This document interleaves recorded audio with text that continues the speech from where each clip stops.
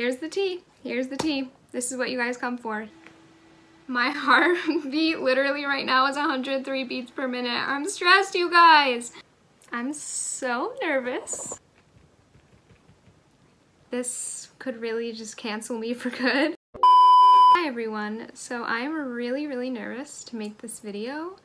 I feel like I should make some initial disclaimers. One, I have many friends in Greek life, so it's not like I'm not friends with people who are in Greek life.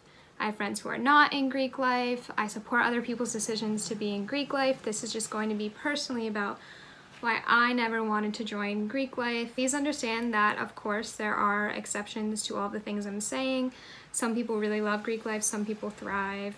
I'm not trying to say that you shouldn't do Greek life at all. This is literally just a personal opinion. I would love to hear what your thoughts are, if you agree, if you disagree. Like, I'm not trying to say you can't disagree with me. I decided to try to break this down into the reasons why I didn't join Greek life, to try to make sense of my thoughts and feelings a little bit more. The first reason that I didn't join Greek life at Columbia University, and I am going to say Columbia University because I mentioned this in a different video, Barnard banned Greek life.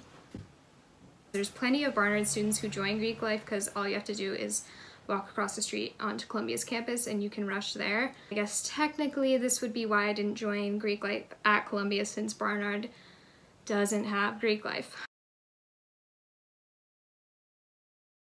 Number one, not the number one reason, but the number one reason. You get what I'm saying? Not the number one reason, the number one reason. Okay, the number one reason that I didn't join Greek life is because of my personality.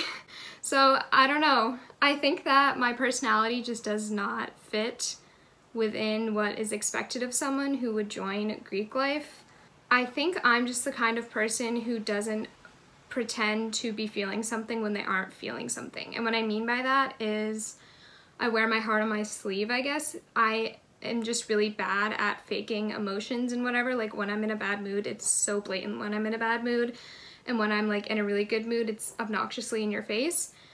And I always felt like going through recruitment or even being in a sorority, I knew myself well enough to know that I would be faking at least 50% of my emotions, because I'm just not like a rah-rah, touchy-feely, huggy, these are my sisters kind of person, and that's kind of a vibe that you need to be on to be in Greek life. And so I think, call it being blunt, call it being bad at hiding your emotions, however you want to frame it, I just think my personality is not fit for Greek life. I'm not trying to say that everybody who does do Greek life has one certain personality. Obviously that's completely untrue. That's like a ridiculous overgeneralization to be making, but I do think that there's a certain element of faking it till you make it with sororities and stuff, and I've just never been that kind of person.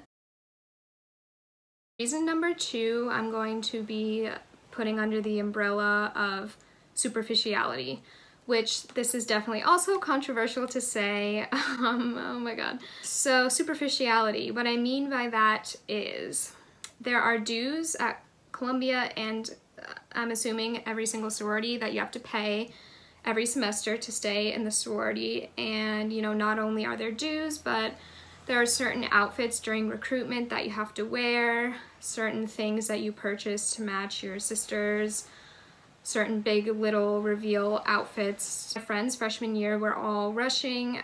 I remember hearing like, oh, this day is where you wear blah blah blah, this day is where you wear blah blah blah. Oh, I need to go out shopping for heels. Do you want to go look for this? Do you have anything I could wear for this? Let's go to this store. And it was just like, you're telling me you have to look a certain way to even go through the process? What if that's not your personal style? What if you're the kind of girl at Barnard and Columbia who doesn't wear dresses or skirts? And like I mentioned, the money thing. So I actually asked Diana this before filming, and she let me know that sororities do have scholarships for students who can't afford to pay dues, but she said that she was almost positive that your first semester you have to pay dues no matter what. Dues and the expenses of how much dues are vary sorority by sorority, but for me, when I was working literally like pretty much every single day in college, I was doing that to pay off my student loans or to pay for my meal plan. So to me, that would just be a weird use of money, because when money is already tight, you can make friends for free. Along with the superficiality element of things comes an element of exclusivity. And by that, I mean, if you can't afford to be buying these new outfits, if you can't afford to buy the big little surprise, like presents, like you craft and you have to decorate their bed and buy them a bunch of stuff. It's like, if you can't afford that and you can't afford the dues, I mean, yeah, there's scholarships, but that's just another, I don't know, barrier to entry to me. Okay, so number 3, there's kind of this unspoken thing, at least on Columbia's campus, and once again I'm generalizing here, perhaps on every campus that has Greek life, that some sororities are superior to others. If you go to Columbia or Barnard, you know the 2 top sororities I'm thinking of. I won't say them, but you know them. And yeah, I don't really know why some are better or more prestigious than others. I guess that's just what happens when you separate women into different groups. Like, yeah, I guess that is, you know, an unavoidable byproduct of that kind of process. Everyone was kind of trying to get into the really good ones. I feel like it was just a thing where if you got into one of the top 2 that I'm thinking of, everyone was like, oh my god, she got into, or I don't know, that's just weird to me. Looking back retrospectively, this is something that I think was a reason why I didn't do Greek life, and it kind of just confirmed it when I saw it happening in real time. So the friends that I had in sororities would see a sister around campus and be like, hey girl, whatever, and then would be like, say some not positive thing about that person or about the interaction. And it's just like, what? My friends who are in sororities would kind of say with annoyance in their voice, oh, I have this meeting to go to, or this sorority event, or I have to meet this requirement, blah, blah, blah. I know a lot of people, that is why they sign up. They want to go to those necessary things and whatever, but to some people it did seem like an annoyance. And what I didn't understand is when it was an annoyance, they were still going to it. So it's like, not everyone is very passionate about the sorority, and imagine being in a sorority where people were super annoyed that they had to do what being in a sorority entailed. It's like, I mean, in any other situation, if you didn't enjoy the club you were in or the group you were in or whatever, you would just not be in it. But I feel like sororities is an exception to that, where people openly acknowledge the fakeness of it, or that they don't really like who's in their sorority, or they don't like the sorority straight up, and they're still in it. And it's just like, that's such a negative energy and a negative space to be around, and I don't really know why you would subject yourself to that unless, once again, unless you enjoy it. Then you are the exception to it, and if you can tolerate everything I just mentioned, then it's probably worth it for you, and I acknowledge that to some people it is a great experience. Like I said at the beginning of this video, I'm not telling you not to be in a sorority, and I understand the ways in which being in a sorority could be a positive experience. So, yeah. The last reason I would say for why I did not join Greek life was it is just not a Barnard-y vibe to me. So, what do I mean by that? What is a Barnard-y vibe? When you elect to go to an all-women's college, such as Barnard, I feel as though in general you are a person who wants to uplift other women, who wants to be a part of a community where everyone is accepted. That's just some of the reasons that I went to an all-women's college. And then to have sororities and to participate in that system, which is inherently divisive because you can only be in one sorority versus another, seemed to go against that. And I guess what I mean is this is kind of harking back to what I said before about how some sororities are better than others. In the recruitment process, you are meeting a bunch of women, a lot of which go to Barnard, and you are saying only some of you deserve to be in my sorority.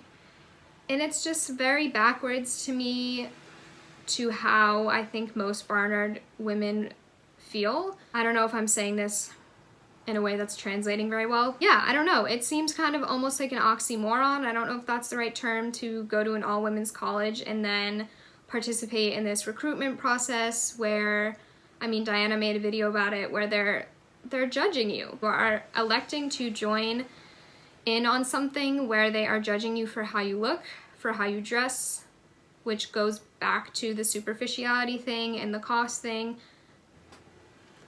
I don't know. And maybe I'm the only one who thinks this, and maybe I'm completely wrong.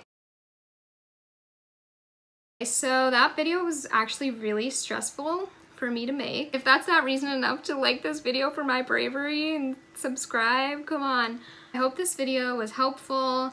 Like I said, if you agree, if you disagree, comment below. If you have questions, comment below, or feel free to DM us on Instagram and we can answer there. I'll just reiterate my disclaimers. I'm not saying you shouldn't be in a sorority. I'm not saying sororities are evil. I'm not saying that everyone who joins a sorority is evil. If I were saying that, I wouldn't have any friends in Greek life, which is not the case. I encourage you all, if you want to join a sorority and this video is making you feel uneasy about it, I think you should, because you can always disaffiliate. I can count 3 people who have disaffiliated from sororities at Barnard in Columbia. Diana may or may not have considered disaffiliating. Can neither confirm nor deny. Check out Diana's video. She kind of delves deeper into what the recruitment process was like, her thoughts on the matter. I definitely recommend watching that. She also did a video on fraternities at Columbia, so watch that too. And comment below with any other requests that you have. Please subscribe. We really appreciate it, and thank you for watching. Wow, I'm actually having a really good hair day. The last good hair day I'll have before being canceled.